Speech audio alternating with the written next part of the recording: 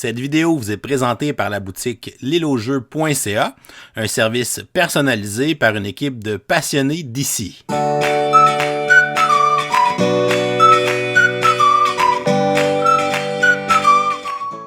Hey, bonjour tout le monde, bonjour, bienvenue dans le coup de cœur du mois d'août. Vous êtes sur la chaîne du Professeur Board Game, c'est Martin Lafrenière qui est en train de tranquillement s'amuser avec un jeu qui l'impressionne pas mal. Je vous dirais, quand j'ai ouvert cette boîte-là, j'étais vraiment pas sûr de trouver ça cool ou de penser peut-être aimer ça. Peut-être que ce sera mon coup de cœur du mois de septembre, on sait jamais. Je souhaite un magnifique retour en classe pour tous les élèves du Québec, du monde, dans le fond, qui retournent à l'école, ainsi que tous mes collègues enseignants. Mon mois d'août est un mois d'août assez spécial. Si vous suivez un petit peu la zone de jeux de société, vous le savez. Je vais quand même très rapidement vous nommer 2 mentions honorables quand même pour mon mois d'août. Je dois vous mentionner que j'ai adoré ma partie de Wonderland's War que j'ai découvert. Ça a été vraiment très, très, très, très cool. Peut-être qu'il pourra se retrouver aussi dans mon coup de cœur du mois de septembre. On verra bien, là. Et j'ai eu beaucoup de plaisir aussi à découvrir un petit jeu qui s'appelle Naishi, que je vous conseille fortement, de notre ami Mathieu de On Joue-tu, qui a créé avec son collègue un jeu très intéressant. Mais mon coup de cœur, évidemment, je ne pouvais pas passer sous silence Betrayal of the Second Era. Donc, c'est The Elder Scrolls, Betrayal of the Second Era de la compagnie Chip Theory Games. J'ai eu la chance de recevoir une copie en avance pour la présenter sur ma chaîne. Et évidemment, il y avait beaucoup de pression pour moi par rapport à ce jeu-là. Puis que je ne parle pas juste de la création du contenu, mais je parle aussi que je suis un très grand amateur de Too Many Bones, de Cloudspire. J'aime beaucoup aussi Hoplomachus Victorum. Donc là, l'optique d'avoir un jeu qui réunissait certains éléments, beaucoup de Too Many Bones, mais quand même un petit peu d'Hoplomachus et quelques éléments très, très, très succincts de Cloudspire, surtout au niveau des tapis de néoprène. J'étais pas du tout sceptique, mais le thème venait pas tant me chercher parce que je suis pas le plus grand fan de la série des Elder Scrolls en jeu vidéo, même si j'ai joué à beaucoup des jeux dans ma carrière, dans ma vie. C'était pas quelque chose qui m'attirait tant que ça, mais je peux vous dire que je suis vraiment tombé en amour avec ce jeu-là. C'est un jeu qui est complexe. C'est un jeu qui n'est pas nécessairement pour tout le monde. Je pense que c'est une version améliorée de Too Many Bones, dans un système de campagne qui est intéressante. Le petit bémol que j'ai, c'est par rapport à sa longueur. Il y en a qui vont dire, moi, ça ne me dérange pas, mais je vais autant vous dire que c'est un jeu qui est très long. Il y a quand même beaucoup de... je veux dire, c'est une campagne, c'est 3 sessions. Les sessions vont durer à peu près de 2, 3 à 4 heures, dépendamment du nombre de joueurs. Mais c'est un magnifique système et vraiment, je vous le conseille fortement. Pour moi, ça a été non seulement ça a été un beau mois d'août de pouvoir découvrir ce jeu-là et d'avoir une belle petite exclusivité sur ma chaîne, qui je remercie beaucoup de Chip Theory Games, mais en toute honnêteté, je vous le dis en toute honnêteté, vous pouvez penser ce que vous voulez, évidemment, là, surtout ceux qui ne me connaissent pas, là, mais malgré la réception hâtive du jeu, ce jeu-là est d'une très bonne qualité. Je pense que les amateurs de Too Many Bones vont vraiment aimer ce jeu-là. Et pour ce qui est des autres, ça va dépendre si vous aimez ces types de jeux qui sont un peu plus tactiques, mais qui ont une bonne longueur et tout ça, et qui ne sont pas nécessairement ultra simples parce qu'il y a vraiment beaucoup de petites choses à droite et à gauche. Alors voilà, mon coup de cœur, c'est The Elder Scrolls Betrayal of the Second Era. Je vous souhaite un magnifique mois de septembre, et on se revoit le mois prochain. Bye bye tout le monde. Salut Internet, Pierre-Louis Renaud pour Etugame et mon coup de cœur. Ce mois-ci, il s'agit de Undaunted 2200! Donc c'est un jeu qui mélange le deck building et le jeu de conquête militaire, d'escarmouche tactique. Fait que c'est vraiment un léger wargame. La nouvelle version 2200 nous amène dans le futur de l'humanité, où un syndicat vont affronter des forces de sécurité d'entreprises lunaires sur Callisto, qui est une lune de Saturne, je pense. Fait que le scénario, l'histoire qui a été créée, inventée, de science-fiction autour de ça, est vraiment super intéressante. C'est le même système. Si vous connaissez Undaunted, on récupère la plupart des mécaniques. Donc c'est un jeu de deck building dans lequel on va piocher des cartes qui représentent des unités sur le plateau. Et une fois qu'on a pioché les cartes, on peut les jouer pour déplacer les unités et les activer, leur faire des différents types d'actions. Ce qui est intéressant dans Undaunted, c'est que si on subit une perte, on doit retirer une carte de notre main si c'est d'une unité qui a été attaquée avec succès. Donc il est possible que graduellement on n'ait plus de cartes du tout du type d'unité qu'on a sur le plateau et à ce moment-là l'unité est neutralisée. C'est chouette, il y a l'idée aussi de mech dans ce jeu-là, donc des mechas, des espèces de gros robots qui sont contrôlés par les forces de sécurité. Il y a différentes façons aussi d'explorer en utilisant des drones. Donc oui, quelques nouvelles mécaniques. Et il y a aussi une mécanique solo. Donc si vous avez le goût de jouer à Undaunted en solo, c'est possible. Maintenant, il y a un automa, un bot qui a été créé. Moi, j'ai adoré cette nouvelle version de Undaunted et j'ai beaucoup joué ce mois-ci. Alors c'est mon coup de cœur. Merci Internet, puis bon automne tout le monde! Notre dernier coup de cœur va à Planet Unknown, un jeu pour 1 à 6 joueurs, les parties d'environ 60 minutes pour 10 ans et plus. C'est un jeu de placement de tuiles vraiment intéressant. Il y a un mélange de placement de tuiles et de gestion de ressources. On a vraiment adoré. Il y a plusieurs aspects qui sont le fun, dont le fait qu'on joue en simultané, donc on joue tout le monde en même temps. La face, c'est qu'il y a un plateau amovible qui est sur un pivot qui va tourner avec toutes les pièces qui sont dessus. Chaque joueur va avoir une flèche autour du plateau qui va pointer sur une pièce en particulier. Si c'est mon tour de jouer, je vais pivoter le plateau pour choisir une pièce, en fait. Il y a toujours 2 choix en ligne. Et tous les autres joueurs vont devoir prendre une des 2 pièces qui est devant leur flèche. Donc, c'est comme ça joue à tour de rôle. Après ça, c'est le prochain joueur qui va choisir quelle pièce qu'il va prendre, les autres vont prendre en conséquent. Puis, selon la pièce qu'on met, ça va nous faire augmenter différents curseurs selon les ressources qu'on prend. On peut mettre un rover sur la planète, le déplacer selon les actions qu'on va. Il y a vraiment plusieurs façons de faire des points. Comme je disais, c'est un jeu qui est quand même assez facile à prendre en main, super fluide parce que tout le monde joue en même temps. On a eu beaucoup de plaisir. Puis ce qui est le fun aussi du jeu, c'est que, premièrement, les plateaux aux joueurs sont recto-verso avec un côté asymétrique. Le plateau lui-même de la planète, il y a plusieurs planètes dans le jeu avec chacun leur petite fonction spéciale aussi. Donc c'est un jeu qui a une très bonne rejouabilité, un bon côté stratégique, tout en étant super facile d'accès aussi. Donc c'est un excellent jeu qui est Planet Unknown.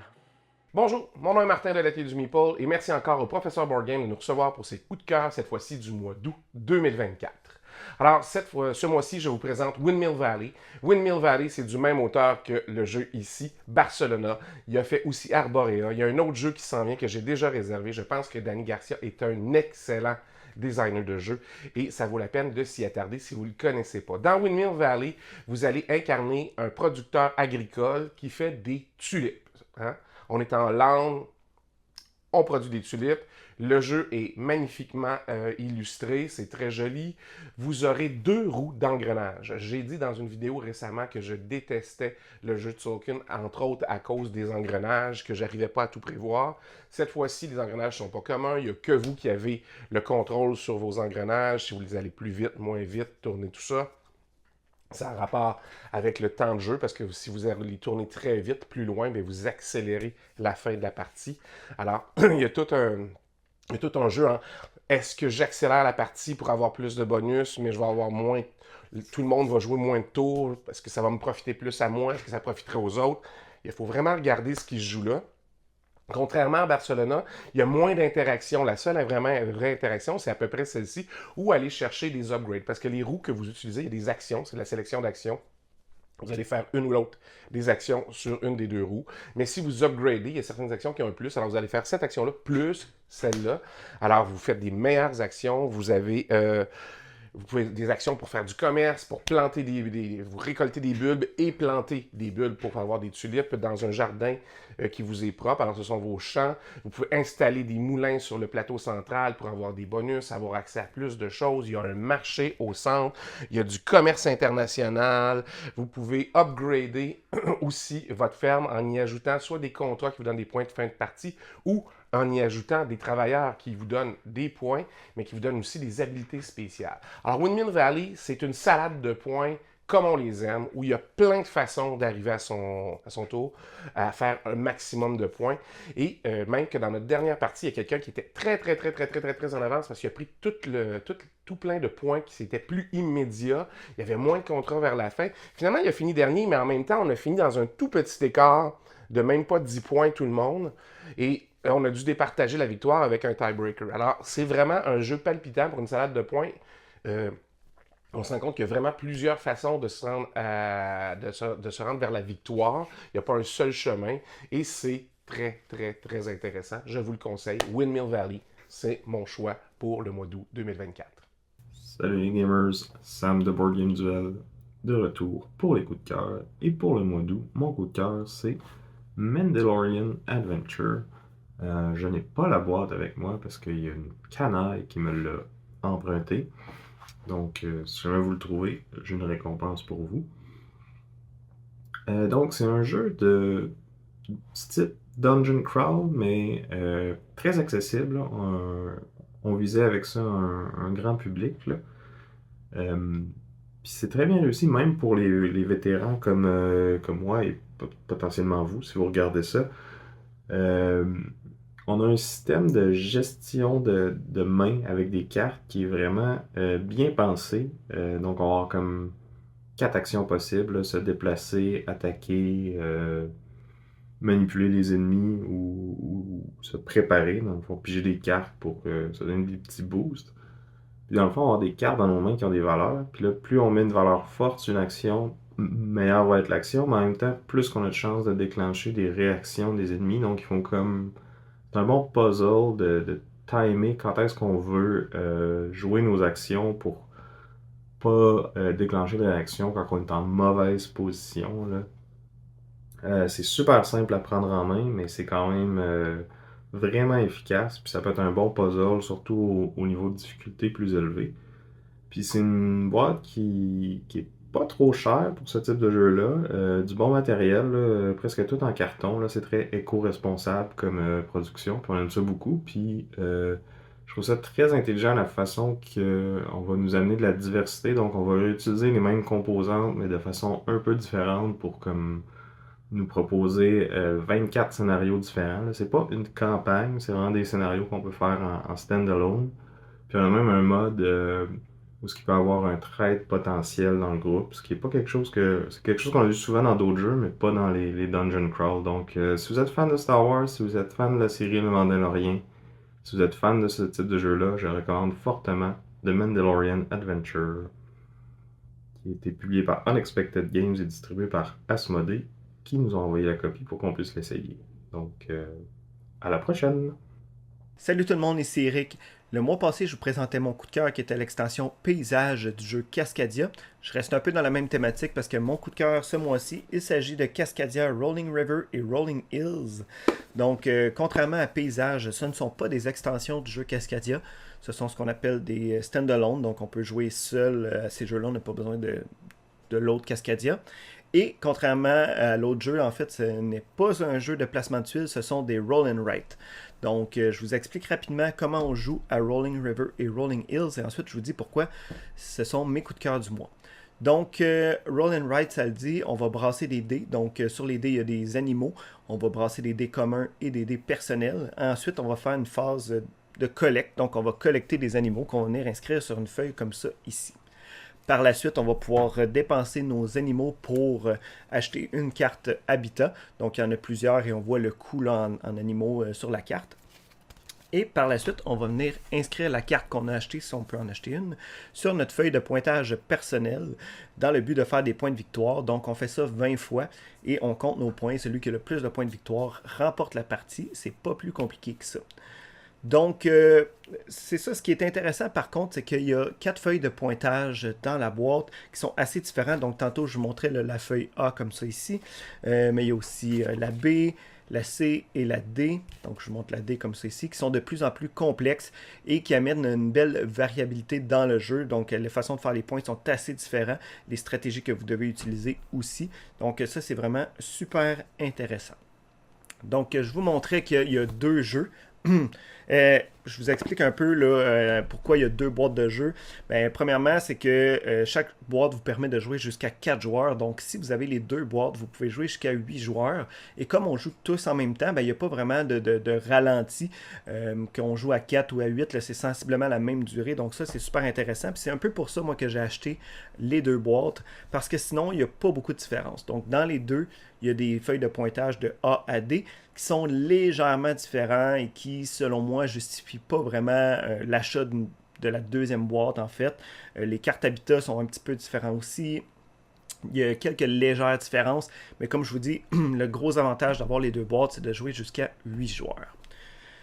Une autre chose aussi, c'est que moi, personnellement, ce que j'ai fait, c'est que j'ai plastifié, ben pas ceux-là, mais j'ai plastifié les feuilles, j'ai acheté des marqueurs à sec pour pouvoir rejouer encore et encore avec mes mêmes feuilles. J'avais un peu peur, il n'y en a pas tant que ça dans la boîte, donc je voulais pas arriver au bout de mes feuilles et devoir en racheter, donc je les ai plastifiés, acheté des marqueurs à sec, et ça me permet de rejouer là, encore et encore sans gaspiller de feuilles.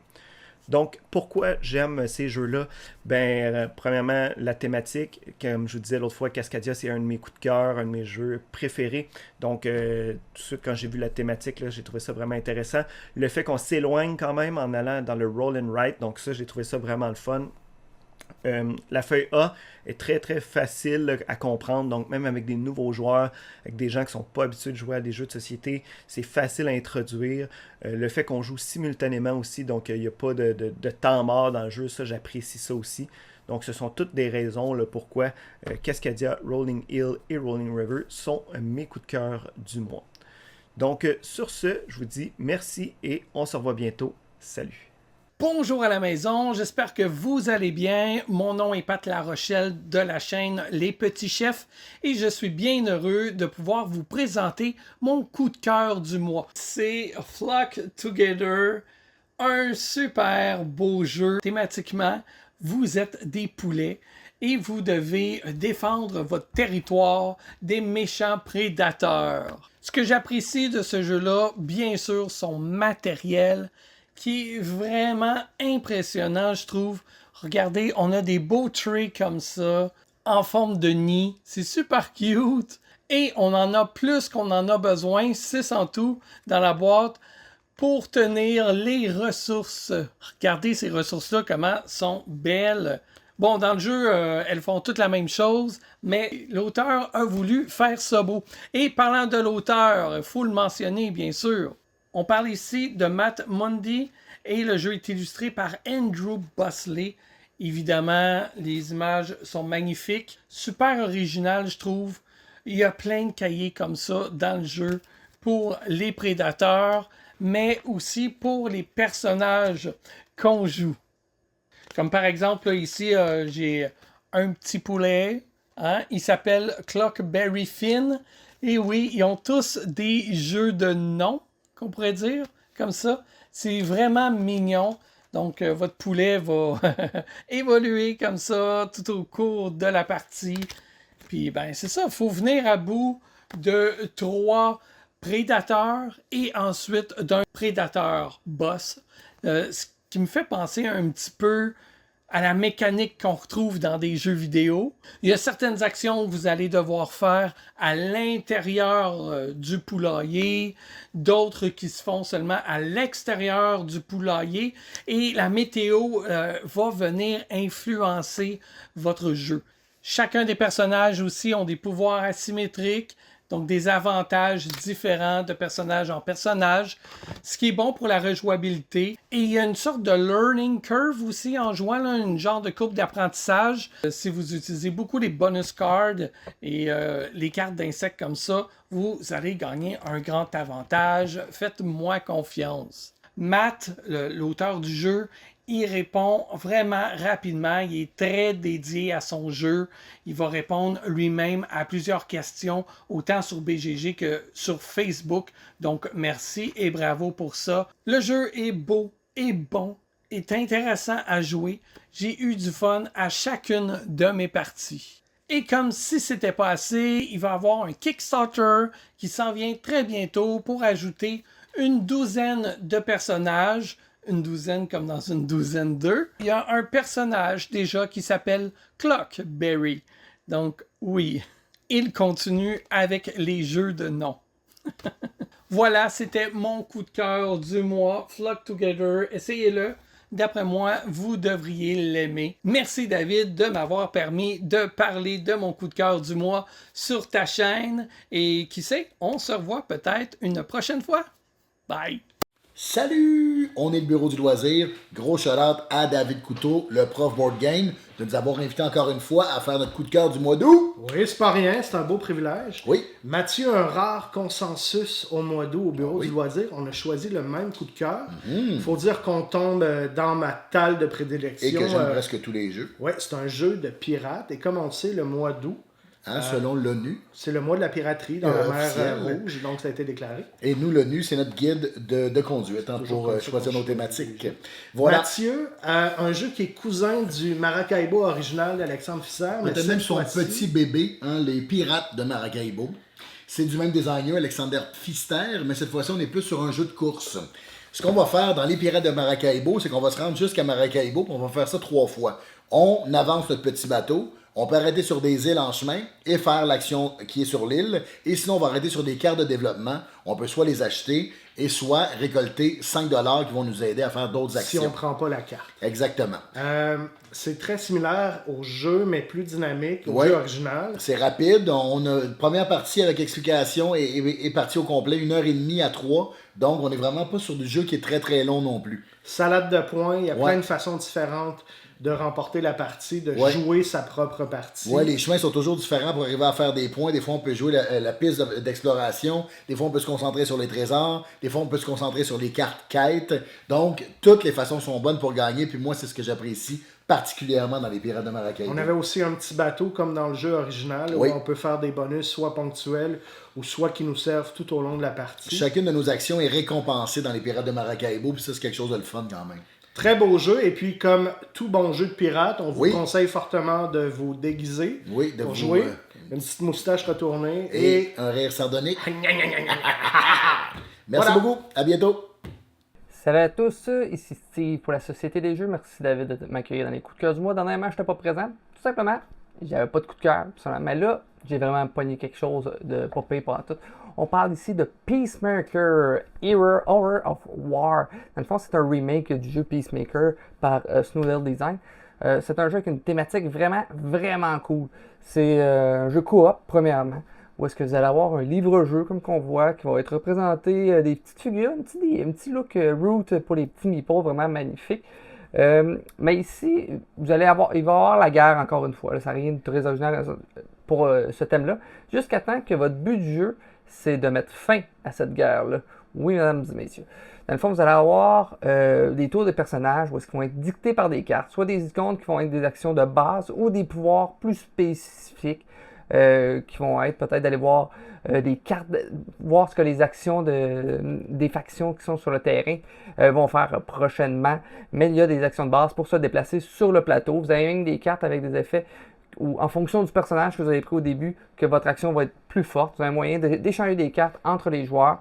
Mais la subtilité du jeu, c'est qu'il y a plusieurs scénarios et chaque faction agit relativement différente. Il y aura même des fois des factions qui ont changé de camp en cours de partie. C'est vraiment très cool. Dans le fond, on va essayer de prévoir ce que les factions vont faire pour essayer de les organiser dans un certain ordre pour qu'ils n'aient pas s'entretuent entre eux ou qu'il y ait des emplacements qui pourraient les motiver face à la guerre. C'est sûr qu'il y a des pertes de personnages au courant de la partie qui peuvent arriver. Ceux-ci vont vous aider, parce que ça va pas enlever le goût de la guerre, mais ça vous a ajouté des cartes horreur, donc va vous nuire dans votre partie. Donc vous essayez de garder tout le monde vivant. Donc vraiment une thématique et un gameplay vraiment fluide et simple dans Peacemaker Horror of War. Hey, it's Jay from Carbon East, where I play board games from Asia and share what I find with all of you. I'm here today to talk about my 2 favorite board games that I've played recently. Number 1 is Magic Number 11. Now this comes from a Korean publisher, Pluto Games. This will be at Spiel, and I am addicted to this game. This is a game about football, or if you're from America, soccer. But this is a 1v1 game, plays in 30 minutes, and it has everything. I'm not even a big football fan, but I really dig this game. You have tricky card placement where we're trying to place cards in certain ways, trying to make their symbols match up so you can draw more cards or you can advance the attack. And then you're shooting goals. You have a hand of cards. You get to draft star players. There are tackling cards. You have penalty kick cards. There's just so much into this game that is so thematic and it's integrated so well. I'm just addicted. I can't stop playing this game. Even the scoreboard is just two spots with two decks of cards, and they have the little dots that looks like a scoreboard. And you put the 1 over the 0, and now your score is 1. And it's a low-scoring game, just like football, and it's played in 2 halves. The home team leads in the first half. The away team leads in the second half. And if it's a tie, it's a tie. And it's just, this does so many things right. And it's such a small box game. I'm really addicted to this game. But the second best game that I've played recently is, oh my goodness, this big, heavy monstrosity, Sweetlands. It is coming to Kickstarter in October, and I love this game. This is by far the best game I played this year and for a very long time. If I had to redo my top 100 board games from Japan again, ooh, this will be in the top 10, I think. It'll be in the top 10. It's just so good. It's like Castles of Burgundy, where you're putting hexagons on a map of hexagons, but it's kind of like Ark Nova, and you're building this land that's a candy land, but it's a really heavy strategy game. And everything is super, super adorable. Like you have banana bridges, you have a cheese tent house, you have a cream puff apartment loft, brownie buildings, you have a milk carton research lab. Go to their Instagram and look at all their photos. This is from Uchibakoya, and you will fall in love with just the look of this game. Oh, this is an amazing game. You need this game in your life. You need it. Bonjour mes gouvernails, c'est Vince, j'espère que vous allez bien. Merci Dave de m'accueillir dans ce coup de cœur et mon coup de cœur du mois d'août 2024, c'est Chunk. Chunk, c'est un jeu du magicien Michael Schacht que j'apprécie de plus en plus. Non pas London Markets, mais bien Chunk, qui est disponible malheureusement seulement en allemand. Pour très peu de dollars, vous pourrez mettre la main sur une copie. Peut-être à l'extérieur du pays, là, mais bon, quand même, c'est un jeu qui n'est pas difficile à trouver nécessairement si vous faites des bonnes recherches. Qu'est-ce que Chunk? Chunk, c'est un jeu, je vais le dire que c'est un jeu de gambling, de push your luck, de double guess, en fait, de qu'est-ce que les autres joueurs vont faire, puis tout ça. Et tout ça est caché, en fait, derrière une forme de gestion de ressources, de sélection d'actions. L'idée, c'est d'aller récupérer des cartes de ressources par le biais de ces différentes actions-là, ces petits jetons-là. Et les petits jetons vont nous donner accès à différentes actions, là, comme par exemple ici, ce serait peut-être d'aller récupérer des cartes ou encore aller rajouter des caisses sur les jonques, les bateaux, ou même récupérer de l'argent en fonction des caisses qui apparaissent sur les différents bateaux qui vont être sur le plateau. Et une fois qu'on a récupéré des ressources, on va aller les vendre au marché pour le montant qui est ici. Mais le nombre de cartes que je donne, c'est le nombre de cartes que je vais récupérer, peu importe, là, je vais récupérer 4 $. Donc, si je mets 4 poissons, ça vaut 4 $, alors que si j'en mets 2, je vais récupérer 4 quand même. Pourquoi est-ce que j'en mettrais plus? Mais c'est parce que c'est une majorité. Donc, l'idée, c'est de compétitionner avec les autres joueurs et d'aller récupérer, en fait, le 4 $ contre les adversaires qui auraient récupéré eux autres aussi du poisson. Et c'est pour ça que je dis que c'est un mind game, parce que je me dis, écoute, clairement, les gens savent que j'ai du poisson dans mes mains. Est-ce que quelqu'un va aller chercher all-in avec tout le poisson qu'il a, ou je peux en miser un petit peu moins pour aller récupérer pour un poisson, aller récupérer 4 $, ce qui est énorme. Ajoutons à ça des petites cartes qui vont nous permettre d'avoir des effets de très, très, très distincts les uns des autres. Donc, on pourrait avoir des effets fait qui pourrait nous donner des dollars en fin de partie. Ça pourrait être de faire une action immédiate. Ça pourrait être de récupérer davantage de ressources pendant le tour, d'échanger des ressources. Bref, c'est vraiment, vraiment malin ce jeu-là. C'est un jeu que j'apprécie particulièrement pour sa rapidité. C'est hyper, hyper simple, hyper efficace, mais il y a tellement en fait d'investissement de la part des joueurs parce qu'on se demande toujours est-ce que je vais chercher un petit peu plus bas que ce que j'aimerais ou je vais chercher pleinement le montant puis je m'assure d'aller récupérer de l'argent. Bref, Chunk, un sublime jeu qui est en train de monter dans mon top personnel. Je vous recommande chaudement. Alors, merci beaucoup de m'avoir écouté et sur ce, je vous souhaite à vos amis un bon jouage. Donc, bonjour à tous, c'est Elsa de Ludipsy et aujourd'hui, je vous présente mon coup de cœur du mois. Un jeu qui vient tout juste d'arriver sur le marché québécois. Il s'agit du jeu Hellbringer de Maxime Gauthier. Donc, un coup de cœur pour les amateurs de jeux d'exploration de donjons. Donc, si vous aimez les jeux vidéo dans le style de Diablo, c'est un jeu que vous allez vraiment triper. C'est un jeu qui se joue en mode solo, donc aussi un jeu très le fun à faire à la maison. Donc quand on file pour être un peu plus en mode aventure extrême, il se joue aussi en mode coop. Donc cette semaine, j'ai pu le tester en mode solo et j'ai testé en fin de semaine en mode coop. C'est un bon défi. Des fois, être à deux, ça amène un peu plus de facilité. C'est quand même un jeu, je dirais, difficile. Ça veut dire on est vraiment dans ce contexte de devoir upgrader les différentes statistiques de notre personnage pour peut-être, éventuellement, être capable de battre les monstres et les démons. Donc vraiment, le principe, c'est qu'on a des cartes et on descend dans le donjon étape par étape. On essaie de bien contrôler notre descente pour pas descendre trop rapidement et finalement ne pas avoir les statistiques pour pouvoir combattre les démons.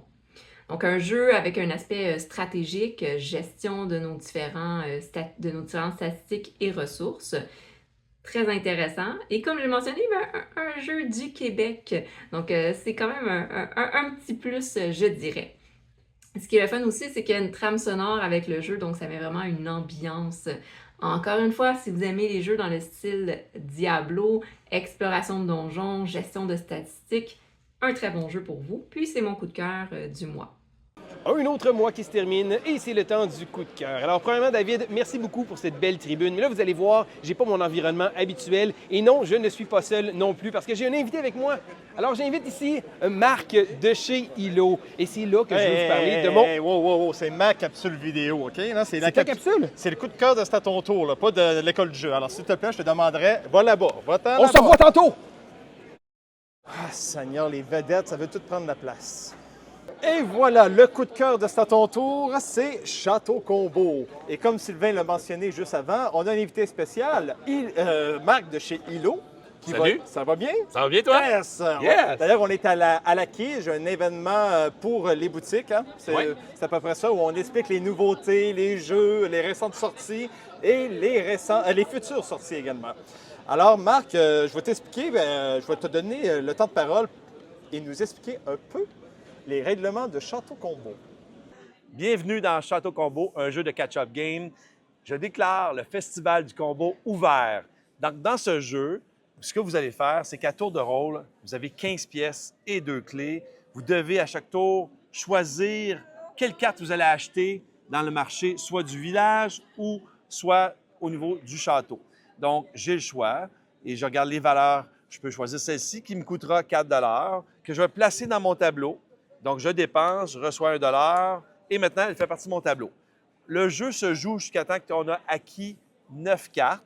Donc, à tour de rôle, chacun va faire l'acquisition d'une nouvelle carte. Je peux aussi, rendu à mon tour, le prochain tour, dépenser une clé, faire bouger le messager, aller chercher une autre carte qui pourrait m'être intéressante. Par exemple, celle-ci, donc elle coûte 4, donc je dépense encore, ainsi de suite. Donc, on va progressivement faire un tableau et à la fin de la partie, on va se faire un scoring sur chacune des cartes, donc des 9 cartes. Donc, donne notre 3 par 3, il va faire 9 cartes et on va venir scorer le scoring de chacune des cartes. Donc, évidemment, vous comprendrez qu'il y a des cartes à jumeler qui vont faire plus de points versus moins de points. Donc, que le meilleur gagne dans Château Combo. Voilà, c'était les règlements de Château Combo. Vous avez compris, c'est mon coup de cœur de ce mois-ci, car il y a en tout 78 cartes différentes. Alors, rejouabilité presque infinie, jeu simple, 25 minutes et disponible sur BGA. Disponible sur BGA, facile, rapide à jouer. Mon score à date, record, est de 125 sur BGA. Oh, quand même. Bonne chance, essayez de battre ça. À bientôt.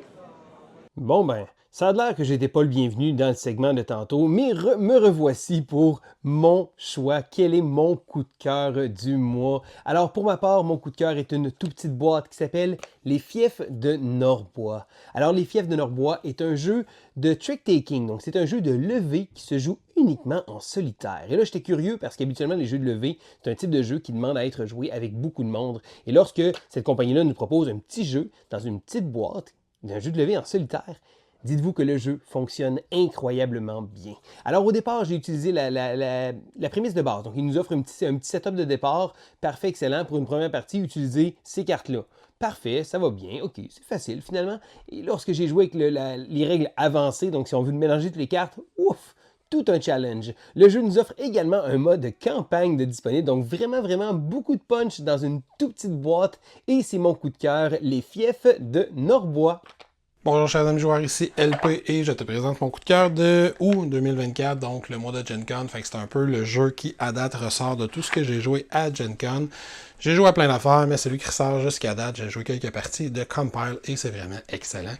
Compile, c'est un jeu de cartes à 2 joueurs. On va se choisir, on a des espèces d'intelligence artificielle qui s'affrontent dans des concepts de réalité. Fait qu'on va choisir, on va drafter des concepts. Fait qu'amour, haine, des éléments, feu, air, terre, métal, des trucs comme ça.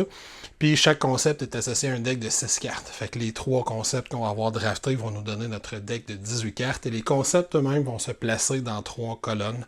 Et l'adversaire va faire la même chose. Fait qu'on va avoir des espèces de paires de concepts étalés sur 3 colonnes. Et ensuite, à tous les tours de jeu, on va tout simplement jouer des cartes dans chacune de ces colonnes-là. Des cartes, on peut les jouer face cachée, ils ont une valeur numérique fixe, ou face ouverte. Si on les joue face ouverte, il faut la jouer dans la colonne qui est associée avec la carte qu'on a jouée. Fait que si j'ai une carte amour, il faut que je la joue dans la colonne amour. Et évidemment, toutes les cartes vont avoir des effets spéciaux. Et on essaie, dans le fond, de prendre contrôle des colonnes. Fait que si on a une certaine valeur de notre côté de la colonne au début de notre tour de jeu, on va prendre contrôle de cette colonne-là. On va tout défausser, puis on va tourner la carte pour montrer qu'on a pris l'ascendant sur cette colonne-là, puis le premier qui réussit à le faire 3 fois remporte la partie. Le jeu, il est vraiment intéressant, il est super facile à comprendre, super facile à jouer au niveau des règles, et il y a une super belle rejouabilité parce que les decks se mélangent tous, fait que c'est super le fun.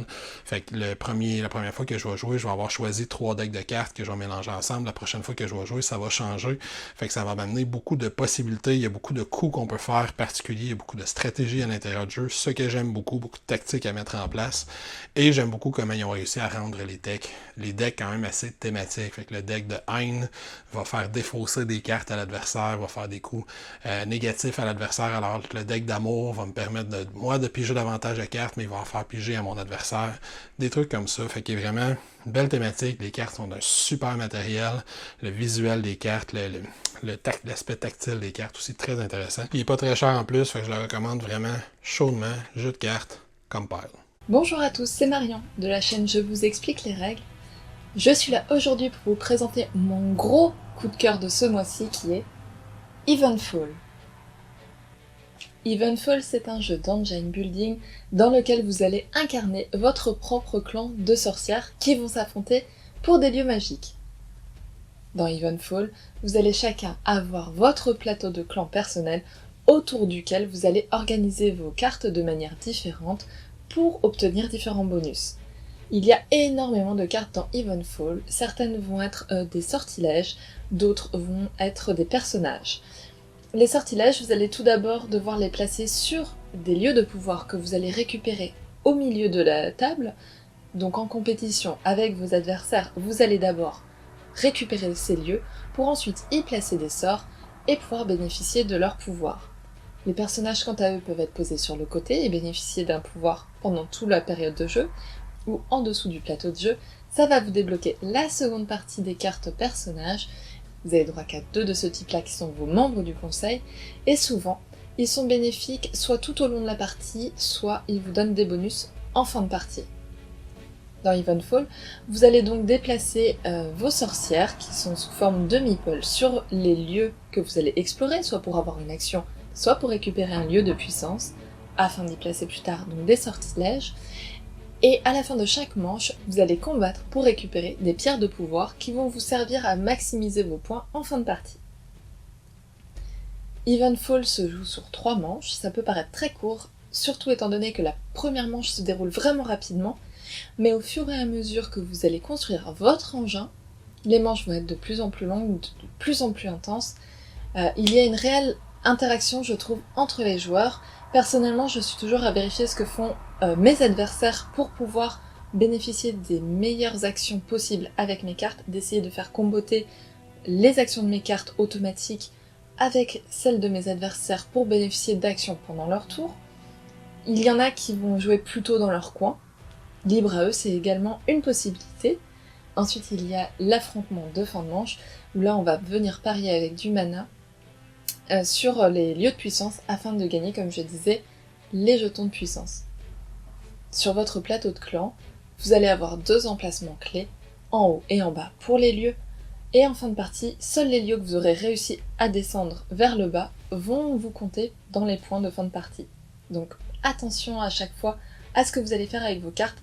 Si les lieux restent en haut, ils vont vous permettre de récolter des ressources et de bénéficier de certaines choses. Par contre, si vous les descendez, c'est là où vous marquerez des points en fin de partie. J'ai trouvé que mes parties d'Evenfall étaient vraiment palpitantes, trépidantes. On a envie de continuer, ça devient stressant au possible pour savoir qui va gagner à la table. C'est très difficile de le savoir avant la fin de la partie.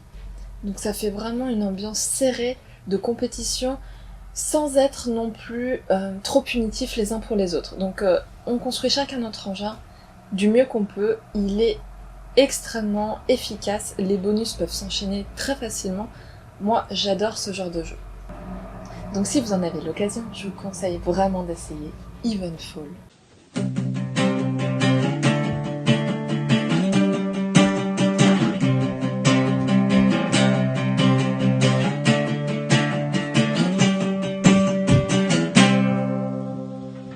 Salut, c'est Jules. Je vais aujourd'hui vous présenter mon coup de cœur du mois d'août. Écoutez, c'est la première fois que je fais ça, un coup de cœur, fait que je vais juste rapidement là, pour la chaîne, là, parce que je suis habitué de faire comme les médias sociaux, fait que je vais prendre une petite story là, justement. Là. Voilà. J'étais en train de faire une vidéo pour le coup de cœur du mois d'août, c'est ça, ça va être fourrette, vous allez voir ça, là, quand ça va sortir, ça va être cœur. Bon. Ouais, c'est ça, donc, coup de cœur du mois d'août. Écoutez, avec la guitare et toute la musique d'intro, c'est Rock Hard que je vous présente. C'est un jeu de Devir Games que j'ai eu la chance de jouer quelques fois. C'est vraiment un excellent jeu. C'est un petit jeu de worker placement très thématique. On doit devenir notre propre rockstar. On doit choisir un personnage. Évidemment, un personnage qui va nous ressembler ou pas, hein, bien sûr.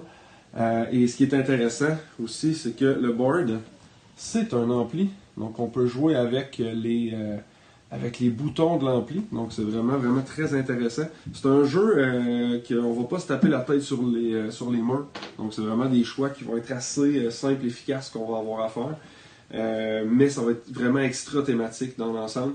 On va avoir une partie qui va faire en sorte qu'on va partir de rien. On va devenir éventuellement une rockstar, et le but c'est d'être la rockstar la plus prolifique pour remporter la victoire. Donc évidemment on va faire des points au fur et à mesure qu'on va avancer dans la partie et recevoir des dividendes parce qu'on va avoir un album évidemment là, éventuellement enregistré pour faire des gros spectacles. Alors Rock Hard de Devir Game, mon coup de cœur du mois d'août.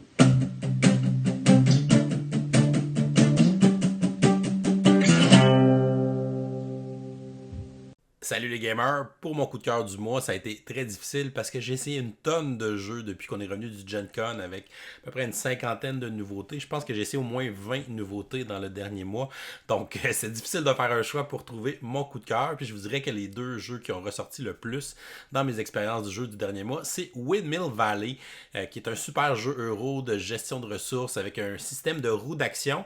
mais une roue d'action que tu peux moduler. Donc, tu vas pouvoir modifier en mettant des nouvelles tuiles dans ta roue d'action pour avoir des actions qui sont plus fortes, pour que certaines actions puissent revenir souvent si tu veux justement faire une stratégie qui est plus axée sur telles actions. C'est un système d'action qui est vraiment simple, dans le sens que chacune des actions est vraiment simple, mais la façon que tout ça fonctionne ensemble, donc c'est une espèce de grosse salade de points. Donc, j'ai trouvé ça vraiment le fun, puis super intéressant comme gameplay, puis un système d'action super original avec les roues. Et je vais aussi vous parler du jeu Invincible Hero Building Games, donc une nouvelle sortie de Direwolf, qui sont évidemment ceux qui ont fait Clank ou Dune Imperium, qui sont quand même des grosses pointures. Celui-là, le matériel est un peu douteux dans le jeu. Honnêtement, c'est pas la meilleure qualité de production qu'à l'intérieur du jeu, mais le gameplay est vraiment le fun. C'est un jeu coopératif dans l'univers d'Invincible, qui est basé sur la série d'Amazon Prime, qui, elle, est basée sur des bandes dessinées de type super-héros. Donc, c'est un jeu coopératif. On va avoir 7 scénarios à l'intérieur du jeu. Donc, on va s'installer un scénario, on va essayer de le choisir, d'accomplir, de battre un gros méchant ou de sauver du monde dans la ville, ou bref, ou durer un certain nombre de rounds. Donc, certains scénarios vont avoir des objectifs qui vont varier. Et on va se choisir un des super-héros dans cet univers-là. Et on va avoir des compétences de départ qui sont représentées par notre plateau, par notre carte de pouvoir de départ. Et on va avoir une espèce de sac avec des cubes. Et dans le fond, à notre tour de jeu, on va aller piocher 3 cubes à la fois. Et les cubes vont avoir différentes couleurs. Et on va pouvoir les placer sur les cartes qui vont demander justement des cubes de différentes couleurs pour activer nos habiletés, nos pouvoirs. On va se déplacer dans la ville, on va aller attaquer des ennemis, on va essayer de protéger les citoyens. Donc on va faire différents effets en activant nos cartes au fur et à mesure qu'on va les remplir avec des cubes. Et on peut toujours aller piocher 3 nouveaux cubes quand on est prêt. Quand on a dépensé les cubes qu'on avait à placer, on va en chercher 3 nouveaux, on les place, on va en chercher 3 nouveaux. Mais il faut faire attention parce que si on sort trop de cubes noirs, on va buster. Donc, c'est une mécanique de backbuilding qui fait un peu ressembler à Charlatan de Belcastel. Donc, on va avoir ce feeling-là. Et on va avoir le Hero Building Game, c'est qu'à la fin de chaque tour de jeu, on va pouvoir acheter des cartes qui sont dans notre main pour pouvoir justement ajouter des cartes de pouvoir à notre super-héros pour le personnifier vraiment comme on veut. Et ça donne vraiment une grande largesse aux joueurs là, pour faire le héros puis de se spécialiser dans certaines actions. Des fois, selon le scénario, justement, on va rechercher certains effets de jeu qui sont plus intéressants avec ce qu'on veut faire ou essayer d'avoir une équipe qui est plus complémentaire. Donc bref, il y a vraiment beaucoup d'options pour personnifier son personnage. Fait que c'est vraiment le fun. Une fois de la partie, on peut s'ajuster. On a des pouvoirs épiques aussi qu'on peut ajouter par-dessus un pouvoir qui vont s'activer, qui sont encore plus forts. Fait qu'il y a vraiment beaucoup d'options de customization, comme on dit en bon anglais. Donc ça, c'est vraiment le fun, vraiment stimulant à chaque partie. Donc j'ai vraiment adoré ce système de jeu-là. Puis j'ai hâte de continuer à faire les autres scénarios. Donc mes coups de cœur pour le mois d'août. Donc Windmill Valley et Invincible Hero Building Games. Et voilà, c'est tout pour aujourd'hui. Oh, c'est vrai, on est lundi. On va donc vous donner une question du jour pour participer à notre concours du lundi pour le mois de septembre 2024, dans lequel vous pourriez gagner le jeu Sparks. Donc, la question du jour est la suivante. Quel est votre jeu coup de cœur du mois d'août 2024? Donc, vous nous écrivez la réponse en commentaire YouTube sous la vidéo pour enregistrer votre participation. Et si vous nous supportez sur Patreon ou YouTube pour 5$ et plus, vous aurez une participation gratuite à chaque lundi. Donc, bonne chance à tous pour ce nouveau concours. Et on va se retrouver le mois prochain pour un nouveau segment coup de cœur. Et si jamais vous êtes des participants au Delirium ludique, donc la dernière fin de semaine du mois de septembre, du 26 au 29, donc au Delirium ludique de Québec, on va être à la 6e édition cette année. Donc, n'hésitez pas à venir nous dire un petit bonjour. Peut-être qu'on aura l'occasion justement de jouer une partie ensemble. Ça serait le fun de rencontrer évidemment les gens de notre communauté ou les gens qui nous suivent sur YouTube. Donc, n'hésitez pas à venir dire un petit bonjour. C'est toujours le fun de vous rencontrer dans les événements. Donc, bonne journée tout le monde et continue de gamer.